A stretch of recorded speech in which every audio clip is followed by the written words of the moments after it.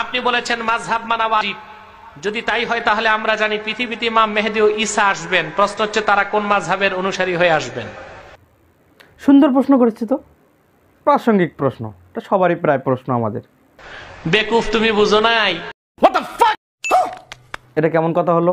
সুন্দর প্রশ্ন করেছে, আপনি পারলে সুন্দর উত্তর দেবেন, তা বেকুব বলেন কেন? মাযহাব মানা ওয়াজিব মুকাল্লিদের জন্য। মুকাল্লিদ, আমরা মুকাল্লিদ। এ তো ফেল।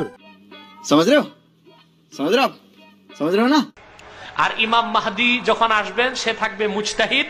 ঈসা রুহুল্লাহ যখন নামবে সেও থাকবে মুজতাহিদ। তাদের কোনো মাযহাব মানতে হবে না, ডাইরেক্ট তারা কোরআন হাদিস থেকে ইস্তেমবাদ করবে।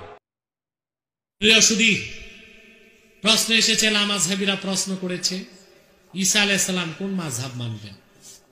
প্রশ্ন। দুররে মুখতার কিতাবের মুকদ্দমা এসেছে, রাদ্দুল মুখতার ফাতোয়া শাবির মুকদ্দমাতেও আছে, ঈসা আলাইহিস সালাম কিয়ামতের আগে যখন নামবেন তিনি হানাফি মাযহাবের অনুসরণ করবেন।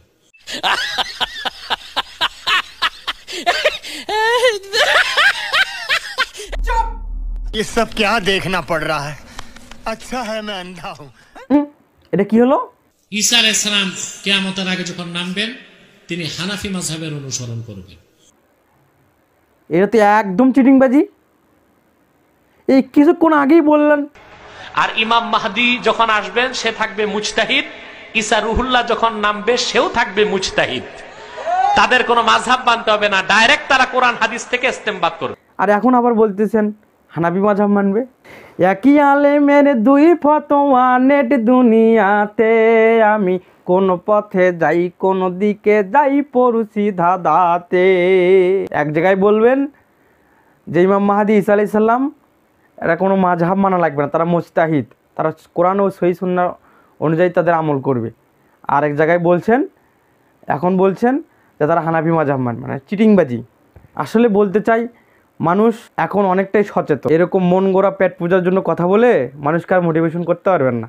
শেষ করার আগে বলছি, যারা ভিডিওটি দেখলেন অবশ্যই শেয়ার করবেন। ইসলামিক মেসেজ টুডের সাথে থাকার জন্য আপনাকে অসংখ্য ধন্যবাদ। জাযাকাল্লাহু খায়রান। আসসালামু আলাইকুম ওয়া রাহমাতুল্লাহ।